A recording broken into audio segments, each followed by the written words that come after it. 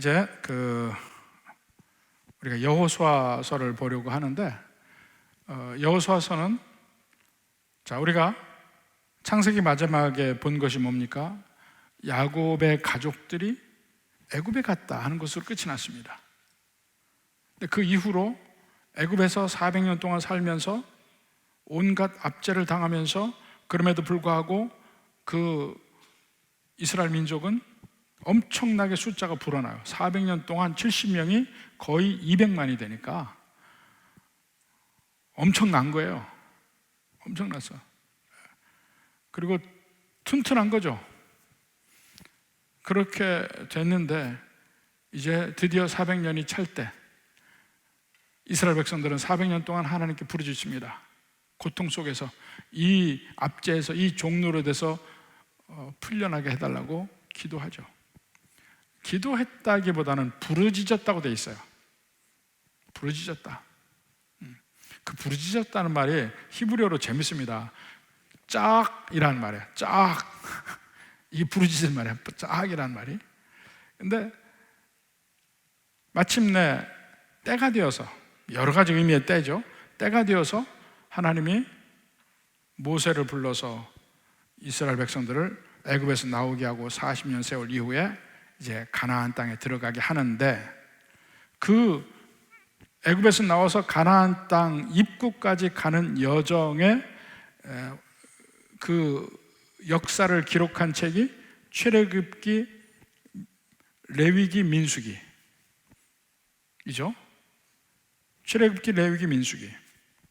그러니까 출애굽기는 애굽에서 나와서 시내산까지 가서 하나님의 말씀을 받고 성막을 받을 때까지 기록하고, 레위기에서는 아직도 그 시내산에서 계속해서 제사 드리는 것, 제사장의 그 법칙, 또 여러 그들이 지켜야 될 법칙, 이런 것들을 다 받는 내용이 레위기예요. 그러니까 출애굽기의 어떤 속편이라고 할 수가 있죠.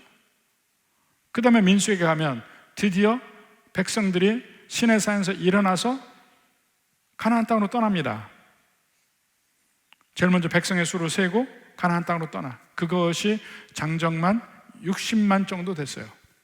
60만. 떠났는데 제일 먼저 정탐꾼을 보내죠.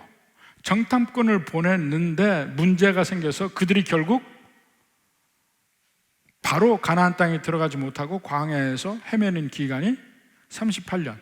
그 전에 떠날 때까지 2년, 합해서 40년이에요. 40년 만에 드디어 모세가 그들을 이끌고 요단강 동편 모압 평지에 왔습니다. 모압 평지 왔는데 이제 모세는 들어가지 못한다고 하나님이 말씀하셨어요. 그래서 모세는 가나안 땅에 들어가기 전에 죽습니다. 죽기 전에 3번에 걸쳐 설교를 한 내용이 신명기예요. 그렇게 해서 출애굽의 마지막까지 끝나는 것이 신명기에서 끝이 나요. 역사적인 기록은 출애굽기, 민수기가 주로 기록을 하죠. 레위기는 여러 가지 법도에 대해서 한 얘기니까 출애굽기, 민수기에 그 출애굽의 얘기가 나오는 겁니다.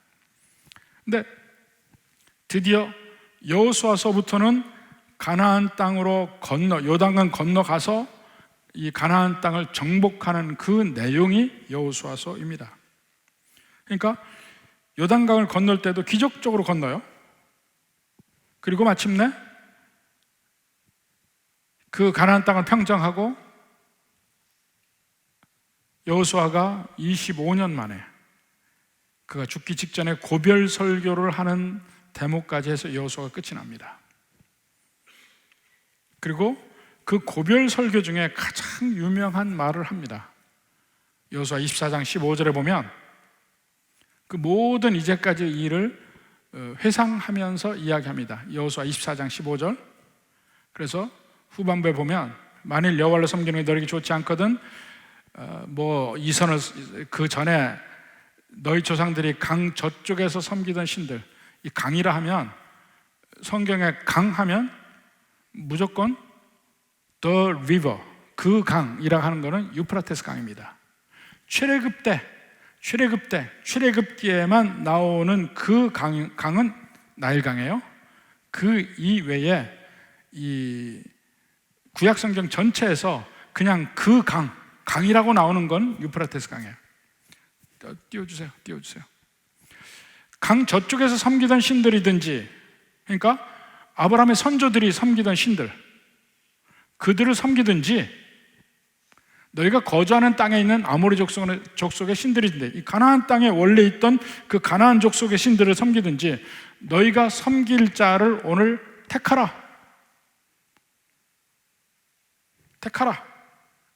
그리고 그 다음 말씀, 오직 나와 내 집은 여호와를 섬기겠노라. 너희는 택하라. 오직 나와 내 집은 여호와를 섬기겠노라. 그러니까 뭐 그 뒤에는 우리도 다 오직 여호와만을 섬기겠습니다 하고 이스라엘 백성들이 이야기를 하지만, 이게 가장 중심적인 말씀이죠, 여호수아서에서는. 그래서 이 여호수아서는 역사적으로는 이스라엘 백성들이 하나님이 약속하신 땅인 가나안 땅을 정복하는 내용이에요, 역사적으로는. 그런데 그것이 모형적 의미를 갖습니다. 모형적 의미. 그 모형적 의미가 뭐냐면, 이 가나안 땅은 하나님이 그들에게 약속해서 주시는 땅이에요. 축복의 땅이죠. 거기 가서 살면 그 안에서는 하나님이 그들에게 샬롬을 주시리라. 그게 약속이에요. 샬롬을 주시리라. 그러니까 근데 그 땅을 잠깐 경험을 하지만, 그리고 그 땅에서 처음에 들어갔어도 완전히 샬롬을 갖지는 못합니다. 점점 사사기를 보면은 그 중에 일부의 땅만 가지고 있다가 완전히 그 땅을 차지하는 때는 언제냐면 다윗을 지나서 솔로몬 왕 때 제대로 차지해요. 그래서 아브라함에게 하나님이 약속하시는 땅, 그 땅의 면적만큼을 그대로 차지할 때가 언제냐면 솔로몬 왕 때예요. 그 전까지 다 차지하지 못해. 여호수아 때 다 이긴 것 같지만 실제로 차지한 땅은 그렇게 많지 않아요. 그게 사사기에 나오지만. 그 땅이 뭐냐고요. 근데 그들이 다시 또 잃어버리잖아요. 솔로몬 왕 때를 하나의 정점으로 해서 다시 다 차지했나 보다 하고 생각하는데, 그 뒤부터는 다시 솔로몬 왕의 잘못, 그 뒤에 모든 왕들의 잘못, 이스라엘 백성들의 죄, 유다의 죄, 이렇게 해가지고 결국 그 땅을 다 빼앗기가 되잖아. 그러니까 하나님이 원래 주시겠다는 땅이 아닌 거야. 모형이야, 모형. 이건 모형에 불과한 거야. 진짜가 나중에 올 거란 얘기죠. 결국 그들은 그 땅에서 뿌리 뽑힘을 당해서 바벨론의 포로로 잡혀가요. 바벨론의 포로로 잡혀가서도 다시 하나님이 그 땅을 회복해 주기를 고대해. 그건 마치 처음에 애굽에서 가나안 땅을 그리워하는 것과 비슷하게 바벨론에서 가나안 땅을 그리워합니다. 하나님이 그 땅을 회복시켜 주기를 바래. 근데 그들이 바라면서, 근데 그게 선지서에 계속 나오잖아요. 나중에 하나님이 그 땅을 회복시켜 주리라 하는 얘기가 나와요. 드디어 회복해서 가서 보니까 아무것도 없어요. 제일 먼저 성전을 짓습니다. 근데 성전을 지어서 있긴 한데 나라는 회복하지 못해요. 계속해서 이 다른 나라의 이 속국이 되어 있는 거야. 제일 처음에는 페르시아죠. 그 다음에는 알렉산더 대왕이죠. 그 다음엔 셀루키드, 톨레미, 이 왕국들에게 계속해서 속국으로 있다가 잠깐 그들이 세운 마카베 왕조라는 게 잠깐 세워지긴 합니다. 그러나 그들도 결국은 나중에 로마에게 멸망당해요. 폼페이 장군이 들어와서. 그 와중에 그들은 끊임없이, 아니 하나님 선지서에서 계속해서 우리나라를 회복시켜 주신다고 했잖아요. 그걸 고대하고 사는 거야. 근데 그 이스라엘을 회복하는 그게 뭐와 연결이 되어 있냐면 구원자와 연결이 되어 있어요. 구원자. 제일 처음에 애굽에서 그들이 나와서 가나안 땅에 갈 때도 하나님이 구원자를 세우셨죠. 모세. 이제 새로운 가나안 땅을 완전히 회복하는 그 순간도 구원자가 나타나면 회복이 된다는 거예요. 그래서 그들이 기다리는 게 누굽니까? 메시아를 기다리는 거예요. 근데 메시아가 예수님처럼 오실 줄은 아무도 몰랐어요. 아무도 몰랐어. 예수님처럼 말구 위에서 아주 낮은 자리에서 적게 아무도 모르게 오실 줄은 몰랐어요. 그 메시아가 십자가에 가게 될 것도 몰랐어요. 그들은 예수님을 거부하죠. 그러나 소수의 사람, 예수님의 제자들은 그를 알아보고 그분이 바로 메시아라는 걸 얘기해서 전파한 것이 사도행전에 나오잖아요. 그 이후로 예수님은 우리에게 약속했습니다. 우리에게 천국을 약속하죠. 우리가 새롭게 거할 집, 본향, 진정한 가나안 땅, 이 모형이 아니고, 이 땅에 있는 모형이 아니고 진정한 천국의 가나안 땅을 우리에게 약속하고 가십니다. 다시 오리라. 지금도 우리가 그 땅을 고대하고 사는 거예요. 근데 영적으로는 진짜 그 땅은 아직 안 왔어요. 근데 영적으로는 우리가 예수님 믿으면서 우리 심령에 그 땅이 일부는 회복되는 거예요. 우리 삶 속에서 일부는 회복돼. 근데 어느 정도 회복되느냐면 우리가 하나님 앞에 순종하는 만큼 회복돼요. 근데 그게 어디서 나오냐면 여호수아서에 나오는 거야. 가나안 땅을 그들이 차지합니다. 차지하는데 이 땅은 다 내가 너에게 주었다고 이야기하는데 여호수아서 1장에 보면 그 다음에 너희가 발로 밟는 곳을 누린다는 거예요. 그래서 우리가 다 하나님의 백성으로 영적으로는 천국 땅에 있지만 우리가 누리는 것은 각자 다 누리는 양이 달라요. 얼마만큼 하나님 앞에 순종하느냐, 얼마만큼 사단과 싸우느냐, 거기에 따라서 누리는 양이 다르다고. 면적이 달라. 천국의 면적이 지금 현재 누리는 것이. 물론 이 세상이 다 끝나고 우리가 천국 가면 누구나 다 그 천국에 살아요. 근데 그러한 면의 가르침을 그 가나안 땅을 막 차지하기 위해 노력하는 여호수아와 그 이스라엘 민족들, 그들의 삶, 그들 가운데 역사하신 하나님을 보면서 현재 영적으로 가나안 땅을 차지하고 하기를 원하는 우리의 삶과 그대로 맥락을 같이 합니다. 그걸 보는 거야. 그래서 이 가나안 땅을 점차로 전쟁을 하면서 싸워서 이겨서 차지하잖아요. 이게 마치 현재 우리의 영적 생활의 모형이에요. 우리도 열심히 하나님께 순종한다고 하면서 노력한 만큼 우리가 누리고 살아요. 그 자체가 구원이 있다 없다 얘기가 아니에요. 이미 구원받은 백성들이 실제 천국을 얼마나 누리느냐 하는 것은 얼마만큼 내가 하나님 앞에 가까이 갔느냐, 순종했느냐, 거기에 따라서 누림의 정도는 달라요. 그래서 여기서 보면 이게 하나의 모형으로서 우리에게 영적 전쟁의 원리를 가르쳐 줍니다. 그들은 실질적인 전쟁을 하잖아요. 그렇지만 우리는 그들처럼 피가 튀기는 전쟁이 아닐지라도 그보다 더 치열한 영적 전쟁을 우리는 지금 하고 살고 있는 거예요. 매일매일. 그 원리를 여기서 보여줍니다.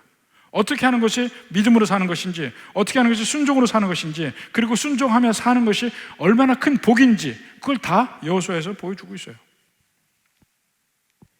그리고 또한 승리하는 길임에도 불구하고 중간중간에 인간은 계속 넘어집니다. 하나님이 다시 붙들고 회복시켜주고 이렇게 안 하면 인간은 영원히 가나안 땅을 못 차지해요. 그래서 거기 보면 인간의 어리석음과 하나님의 은혜, 인간의 어리석음과 인간의 죄악과 하나님의 거룩하심이 계속해서 대비되어 있어요. 그것도 우리 함께 볼 거예요. 그리고 또 마지막으로는 그 여호수아 한 사람을 통해서 그 영적 지도력의 원리, 하나님께서 하나님의 백성들을 복 주시고 그들을 인도하실 때 하나님이 직접 하지 않으시고 꼭 리더를 세우셔요. 출애굽 때 이 창세기에서 보면 요셉을 세워서 요셉의 리더십 아래에 애굽에서 그들이 살게 되죠. 출애굽할 때 모세를 세우시죠. 모세가 죽으면 끝이 아니죠. 여호수아를 세우시죠. 그 다음에 계속 이스라엘의 구원자를 하나씩 세우셔요. 그래서 그 구원자와 이스라엘 백성들이 함께 가는 거예요. 함께. 그 구원자의 잘잘못도 같이 가고 구원자의 복과 복이 아닌 것이 같이 가요. 공동 운명체야. 그리고 그 하나님이 세운 그 리더와 하나님의 백성들과의 관계도 어떻게 맺어야 될 것인지 그것도 보여주고, 그러니까 그런 면들을 보여주는 것이 여호수아서다 하고 할 수 있고, 지금 미리 그 여호수아서로 들어가기 전에 이제 미리 보는 것은 하나님이 인간 여호수아를, 리더인 여호수아를 어떻게 준비시켰는지 그 과정을 먼저 보려고 하는 겁니다. 하나님이 세우신 지도자인 여호수아를 먼저 공부하려고 합니다. 왜냐하면 성경에서는 지금 조금 아까 말씀드린 대로 항상 하나님은 자기 백성을 구원하시기 위해서는 먼저 한 사람을 택하십니다. 그리고 그 사람을 준비시켜요. 여러 가지 모양새로 준비를 시킵니다. 그리고 그를 통해서 하나님의 백성들을 구원하셔요. 그게 전부 구원의 패턴들이에요. 아브라함을 택하시는 것도 마찬가지고 다른 모든 족장들, 이삭과 야곱과 요셉 다 마찬가지예요. 또 출애굽 때 모세, 여호수아, 사사들, 다윗 왕, 궁극적으로 예수님, 항상 리더를 세우셔서 그들을 인도하셔요. 구원의 길로. 여호수아를 보면, 여호수아서 1장에 보면 모세가 죽은 뒤에 갑자기 여호수아가 택함 받은 것처럼 나오는데 그렇지 않다는 거예요. 하나님은 이미 모세 이후를 준비하셨어요. 계속해서. 근데 모세가 죽을 때 여호수아가 나이가 몇 살인 줄 아세요? 굉장히 젊을 것 같죠? 80살이에요. 80살. 출애굽할 때 여호수아가 40살이었어요. 여호수아가. 근데 광야에서 40년 지냈잖아요. 80살이에요. 여호수아가 80살에 그 리더십을 이어받는 거예요. 그 동안에 끊임없이 광야 생활에서 모세와 함께하면서 교육을 받는 장면이 나옵니다. 여호수아가 40년간 애굽에서 살았어요. 종로로 타면서 40년간 광야 생활했습니다. 그리고 드디어 리더십을 받아서 80살에 80살에 받아서 이제 정복 전쟁을 하는 것이 한 25년 정도 돼요. 여호수아서가 25년간의 기록이라니까. 그리고 마지막에 여호수아가 리더십을 받은 지 30년 만에 110세, 110살에 천국에 들어갑니다. 110살에. 그러니까 오늘 여호수아서는 그 40년, 25년 또는 30년 이 세 구분을 여호수아의 삶에서 볼 수 있는데, 그 중에 중간 부분에서 여호수아가 어떻게, 여호수아 이름이 나오는 그 때마다 보면서 하나님이 여호수아를 어떻게 준비했는지를 우리가 함께 보는 겁니다. 어떻게 하나님이 준비하셨는가, 리더십을 받기 전까지. 자, 여호수아의 애굽의 생활을 보면요, 애굽의 생활을 보면 그는 에브라임 족속입니다. 자, 12지파 중에 가장 유력한, 가장 힘이 센 집안이 에브라임이에요. 그 다음에 유다, 그 다음에 므낫세. 제일 큰 그 부족이 보면 그렇단 말입니다. 그 에브라임 집안에서도 리더의 가문에서 태어납니다. 그의 아버지의 이름은 누운이고 그의 할아버지의 이름은 엘리사마입니다. 역대상 7장 26절 27절 한번 봅시다. 그의 아들은 라단이요, 그의 아들은 암미후시요, 그의 아들은 엘리사마요. 지금 에브라임의 자손들을 쭉 얘기하면서 나오는 얘기예요. 엘리사마 나오죠? 그 다음에 27절에 뭐라고 합니까? 그의 아들은 눈이요, 그의 아들은 여호수아더라. 엘리사마, 눈, 여호수아예요. 자, 여호수아의 할아버지가 엘리사마입니다. 근데 엘리사마가 에브라임 족속의 족장이에요. 에브라임 족속의 족장이에요. 자, 민수기 1장에 보면 이스라엘 백성들을 계수합니다. 계수하는데 제일 앞에 각 지파의 우두머리들을 앞에 서게 합니다. 앞에 서게 할 때 보면 에브라임 지파의 앞에 선 게 엘리사마예요.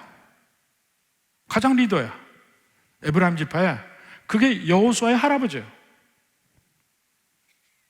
그 다음에 전체 지휘관이라는 걸 다시 어떻게 알 수 있냐면 민수기 2장 18절. 서쪽에는 에브라임의 군대의 진영의 군계가 있을 것이라. 지금 그 군대 배치를 하는 과정입니다. 에브라임 자손의 지휘관은 암미후스의 아들 엘리사마요 라고 하죠. 바로 이게 여호수아의 할아버지예요. 엘리사마가 에브라임의 지휘관이고 그의 군대로 계수된 자가 4만, 그 다음에 4만 500명. 에브라임의 사령관이 엘리사마고 그의 휘하에 군대가 4만 명이 넘어요. 근데 그때 여호수아가 40살이야. 자기 할아버지가 에브라임 전체의 우두머리고 4만 명을 지휘하고 있고 그 손자가 여호수아야. 40살이고. 한번 그 광경을 생각해 보세요. 얼마나 빵빵한 금수저입니까? 여호수아가 최고의 위치에 있어요. 이스라엘 12지파 중에 가장 숫자가 많은 유력한 지파 에브라임. 거기에 우두머리의 손자야. 그리고 40살, 한참 팔팔할 때. 그러니까 이미 그때부터 여호수아는 거의 리더의 취급을 받았죠. 그리고 이렇게 성막을 중심으로 해서 네 군데로 진영을 세 지파씩 나누잖아요. 그런데 여기 어떻게 했습니까? 서쪽에 에브라임 진영이라고 그랬죠? 거기에 보면 거기에 에브라임도 있고 므낫세도 있고 베냐민이 있어요. 다 누굽니까? 라헬의 자손들이야. 에브라임, 므낫세는 요셉의 아들이잖아요. 베냐민은 막내 아들이잖아. 전부 라헬의 소생들이야. 그 세 지파가 한쪽에 한 곳에 뭉쳐 있어요. 그러니까 이들이 애굽에서 나갈 때 이들이 요셉의 직접 후손이잖아요. 그러니까 요셉의 뼈를 들고 나간 게 이 요셉의 후손들이에요. 그 가운데 여호수아가 있는 거야. 여호수아가. 그러니까 40살 되었을 때 요셉의 뼈를 가지고 나가는 그 최근접거리에 어쩌면 그가 거기에도 함께 했을지도 몰라요. 그러면서 애굽을 나가는 그 광경, 얼마나 자랑스럽게 그 길을 갔겠어요. 그 이스라엘 전체 지파 중에서. 그리고 나서 애굽을 그렇게 나가죠. 그러니까 그 기록은 없어요. 그러나 그의 출신을 보면 그렇다는 얘기예요. 엘리사마의 손자인 것이, 그 엘리사마가 그만큼 에브라임의 가장 중요한 우두머리인데 그의 손자라고요. 그리고 나서 출애굽하는 그 광야에서 이 여호수아가 나오는 때가 전부 7번 나옵니다. 그 중에 첫 번째가 오늘의 말씀이에요. 오늘의 말씀인데 8절 9절 한번 봅시다. 그때 이제 출애굽 막 해서 얼마 안 되죠. 그때 아말렉이 와서 이스라엘과 르비딤에서 싸우니라. 아직 시내산까지 가기 전에요. 시내산은 출애굽기 19장에 나오죠. 근데 17장에서 지금 그 가기 전에 아말렉이 와서 이스라엘과 르비딤에 싸우니라. 르비딤에 싸워요. 모세가 여호수아에게 이르되, 처음으로 여호수아 이름이 나오는 때예요. 모세가 여호수아에게 이르되 우리를 위하여 사람을 택하여 나가서 아말렉과 싸우라. 아말렉과 싸우는 싸움의 사령관이 여호수아예요. 처음으로 이제 여호수아 이름이 나오는 때야. 싸우라. 그러면서 내일 내가 하나님의 지팡이를 손에 잡고 산 꼭대기에 서리라. 바로 그 앞에 바로와 서로 10가지 재앙을 가지고 바로와 그 서로 싸움을 할 때, 그 다음에 홍해 바다를 건너는 사건, 이런 거에는 여호수아 이름이 나오잖아요. 근데 전쟁이 딱 더 벌어지니까 전쟁을 해야 될 때 모세가 여호수아를 대장으로 딱 삼고 네가 나가 싸워. 나는 하나님의 지팡이를 들고 산에 올라가겠다. 이때가 모세가 80대죠. 80. 여호수아는 40, 40살 또는 41살 이 정도입니다. 이때 여호수아는 군대를 이끌고 전쟁을 합니다. 전쟁 중에 10절에서 보니까 여호수아가 모세의 말대로 행하여 아말렉과 싸우고, 모세와 아론과 훌은 산 꼭대기에 올라가서 모세가 손을 들면 이스라엘이 이기고 손을 내리면 아말렉이 이기더니,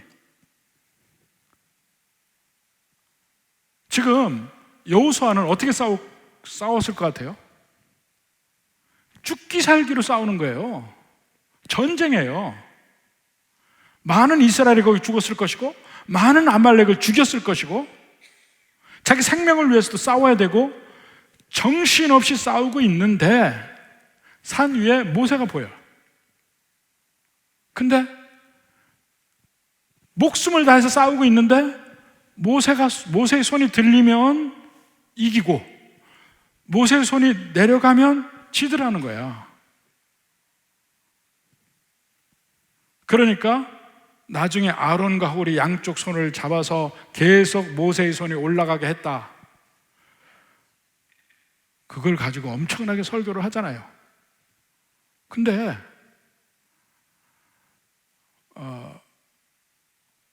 아론과 훌이 조금 말을 좀 할지 모르겠지만, 아론과 훌이 모세의 손을 올려준 게 뭐가 그렇게 대단해요? 그건 뭘 얘기하냐면 모세의 손이 올라가 있어야 이기더라, 이걸 안 거잖아요. 계속해서 모세의 손이 올라가게 하는 건 뭡니까? 그렇게 할 때 하나님이 이기게 한다는 걸 보여주는 거잖아요.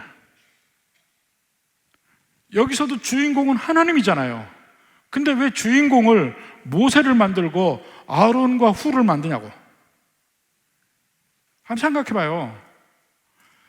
여기서 지금 아말렉과의 전쟁에서 하나님이 우리에게 보여주는 건 뭡니까? 전쟁은 하나님께 달려있다는 거예요. 그걸 얘기하려는 거 아니에요. 그러니까 모세의 손이 올라갈 때 이기고 내려갈 때 지고 하는 것이 전쟁이 하나님께 달려있다는 것을 아주 비주얼하게 눈으로 보여주는 거예요. 지금 여호수아는 죽기 살기로 싸우지만 결국 이기는 게 내가 지금 열심히 이렇게 싸워서 피 터지게 싸우는 것이 이기게 하는 것이 아니라는 것을 보는 거야. 그게 각인이 되는 거예요. 여호수아의 머릿속에. 이게 각인되지 않으면 그 가나안 땅 정복 25년의 기간 동안 정복하면서 그가 이길 수가 없어요. 전쟁은 하나님께 속했다. 이걸 마음속에 확신하고 그걸 중심으로 잡고 전쟁하지 않으면 이길 수 없어요. 이걸 제일 먼저 보여주는 게 바로 이 대목입니다. 보세요. 나중에 14절에 보십시오.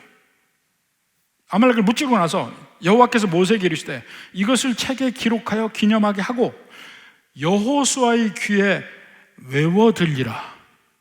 아주 귀에 못이 박히게 여호수아의 귀에 들리게 하라. 전쟁은 네가 하는 게 아니다. 이걸 못이 박히게 들리게 하라는 거야. 전쟁은 네가 하는 게 아니야. 하나님이 이기게 하는 거야. 너는 죽기 살기로 싸우지만 네 힘으로 되는 게 아니야. 이기는 건 내가 하는 거야. 계속해서 들려주는 거야. 외워 들리라. 귀에. 물론 일면이 있어요. 아말렉은 우리의 철천지 원수구나.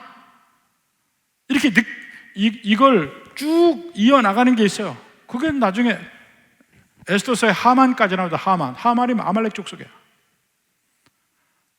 철천지 원수 아말렉과는 끝까지 전쟁을 해서 마침내 그들을 멸절시키는 일까지 가는데, 물론 그걸 잊지 말으라고 하는 면도 있지만 리더십에 관해서는 여호수아의 머릿속에 가장 깊이 새겨지는 첫 번째 하나님이 외우라고 주신 말씀이야. 전쟁은 내게 있다. 네가 아무리 힘써서 모양을 다해서 싸워도 이기는 건 내가 하는 거다. 이기는 거는. 그러니까 그걸 인식하는 행위가 손을 들어주는 거야. 아론과 훌이 손을 들어주는 거야.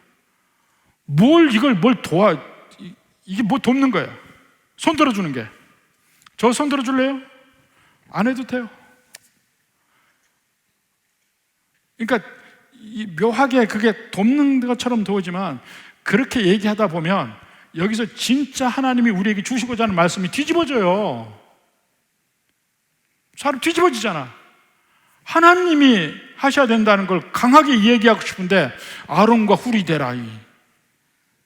인간의 노력을 자꾸 들어가게 얘기하는 거예요.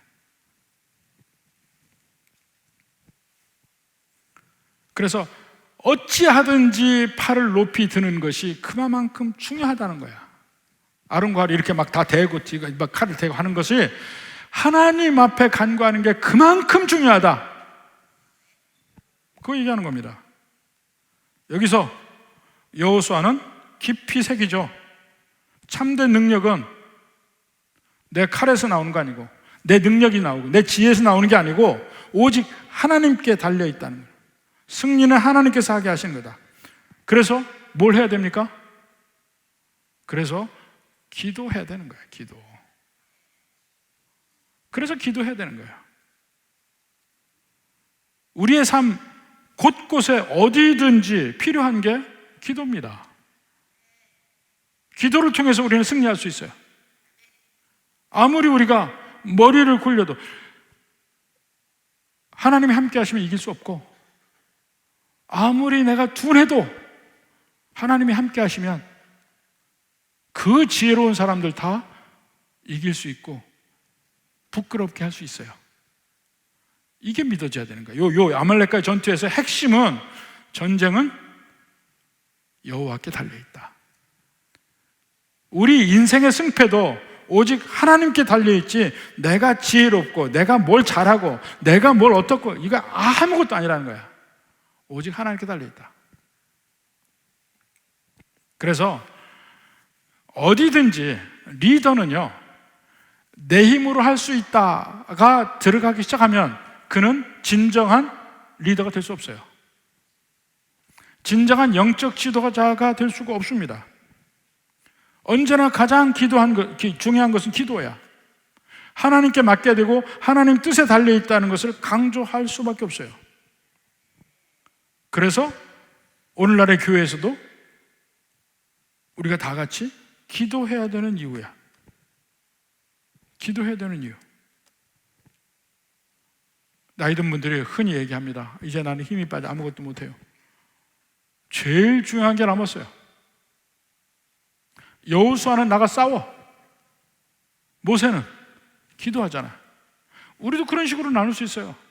일은 젊은 사람들이 해. 힘없는 우리는 기도로 승리하게. 근데 승패는 기도에 달려 있어. 승패는 기도에 달려 있어. 그러니까 이것을 여호수아의 머리에 각인을 시키는데, 여호수아뿐만 아니고 모든 믿는 백성의 심령 속에 각인이 되어야 해요. 각인이 되어야 해. 능력은 하나님께로부터 나와. 그래서 그 능력을 위해서 우리가 기도하는 겁니다. 가장 능력 있는 설교자 중에 한 사람이 스펄전이 있잖아요. 스펄전 기도할 때 언제나 기도하는 사람들이 있었어요. 기도하는 사람들. 참 감사하게 우리 교회도 제가 설교할 때마다 기도하는 그룹들이 있잖아요. 거기에 의지합니다. 거기에 의지해. 기도하는 분들이 있으면 제가 어떠한 설교를 해도 그 설교 속에서 은혜 받는 사람이 있고, 느끼는 사람이 있고, 변화되는 사람이 있고, 제 능력이 아니야. 하나님의 능력이야. 하나님의 능력. 교회뿐이 아닙니다. 가정도 마찬가지예요. 가정에 기도가 빠지면 그 가정이 어떻게 되겠습니까? 기도하는 가정은 쓰러지지 않아요. 어떤 어려움도 능히 견딜 수 있습니다. 모든 문제도 다 극복하고 갈 수 있어요. 자녀들 나쁜 길로 가지 않아요. 서로 가더라도 결국 돌아와. 서양의 중세 가장 유명한 신학자 어거스틴 있죠? 어거스틴이 젊어서는 아주 허랑방탕한 불황자였어요. 근데 평생을 그 어거스틴을 위해서 기도한 어머니 모니카의 기도가 있어요.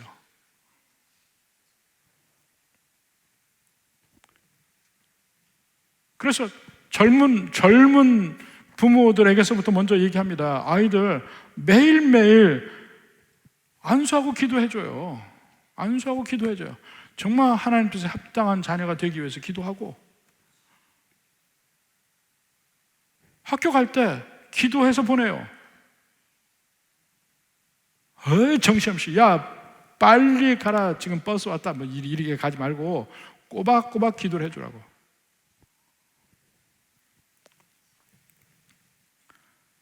우리 청년들도 마찬가지예요.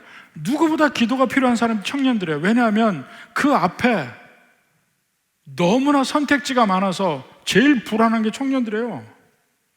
그 전까지는 그저 대학만 가자, 오직 대학만 보고 가. 아무것도 안 보여. 대학 들어가고 나서 보면 그 앞에 아무것도 없어요. 어디로 가야 될지 몰라. 그래서 대학을 들어가서 절망감에 빠지는 학생들이 굉장히 많아요. 왜 왔는지 몰라. 거기까지는 가면 해결된다고, 인생이 해결된다 했는데 딱 가보면 그 다음에 뭐지? 제가 그랬어요. 대학 들어가고 나서 굉장한 어떤 허망함이랄까? 이런 거에 빠졌습니다. 이게 뭐냐? 조금 있다가는 꺾어지는 인생이 되고, 이제 그냥 모든 사람이 사는 그 굴레 속에서 살다가 죽겠지? 이 생각이 들더라고. 그러니까 인생에 재미가 없어져요. 누구보다도 우리 청년들이 기도가 필요해. 자기 스스로의 기도가 먼저 필요해. 내 인생길을 위해서 먼저 기도해야 됩니다. 하나님 앞에 앉아서 그냥 내가 원하는 것만 말고 하나님의 뜻을 알기 위해서 귀를 기울이는 그런 기도가 필요해. 하나님의 나를 향하신 뜻이 무엇인가? 그걸 알려고 노력해야 되지. 그것뿐만 아니고요, 나를 위해 기도해 줄 사람이 필요해요. 나를 위해. 여호수아에게 모세가 있듯이, 여호수아가 싸울 때 모세가 기도하듯이 나를 위해 기도해 주는 사람이 필요하다니까. 사실 지금 우리가 우리 교회 안에 전쟁통에 잊어버린 게 있습니다. 사실 각 부서별로 그 전에 기도 권사를 만들었어요. 옛날 기억하십니까? 그 부서를 위해서 기도하는 기도 권사들이 있었어요. 그 기도 권사들이 거기 어디 수련회 갈 때 좀 후원금 내는 그런 기도 권사 말고 진짜 기도해 주는 기도 권사. 그 한 사람 한 사람 놓고 기도하는 기도 권사 있었습니다. 다시 회복할 수 있었으면 좋겠어요.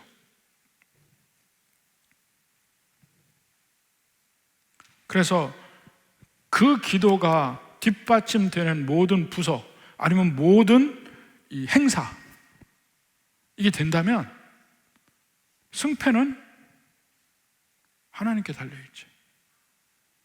하나님께 맡기는 거지. 그 다음에 어떤 역사가 일어날지 우리는 모르는 거죠. 그냥 예수 믿는 게 사실 어느 면에서는요, 그렇게 우아하게 믿을 일이 아니에요. 예수 믿는 거는 전쟁에 참여하는 거예요. 영적 전쟁. 영적으로 피가 터지는 전쟁이에요. 그 전쟁 중에 우리에게 중요한 무기가 말씀이 있고 기도가 있어요. 지금 아말렉 전쟁하잖아요. 실제 전쟁에서 막 목숨 걸고 싸우는데 그 승패가 기도에서 정해진다니까. 그래서 교회가 정말 교회의 모든 일이 잘 되기 위해서는 실제 영적 전쟁 중에 있는 사람을 위해서 뒤에서 막 기도해 줘야 되고, 우리 어린이들 젊은이들에서 기도해 줘야 되고, 교회에서 헌신하는 사람들에서 열심히 기도해 줘야 되고, 계속 기도를 해 줘야 돼. 기도로 그들을 지켜줘야 돼. 서로. 여러분, 구역예배에 모여서 뭐 합니까? 구역예배에 모여서 서로 위해 기도해줘요. 함께 기도해줘요. 같이 지켜줘요. 기도해 줄 사람들이 서로, 이 그룹은 나를 위해서 기도하는구나, 이것이 서로 느껴졌으면 좋겠어요. 여호수아가 그냥 리더로 딱 떨어진 거 아니에요.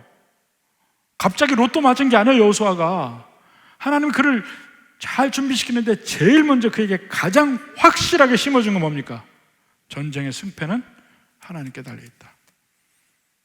기도에 달려있다, 이겁니다. 모세가 기도해 줄 때 여호수아가 승리해요.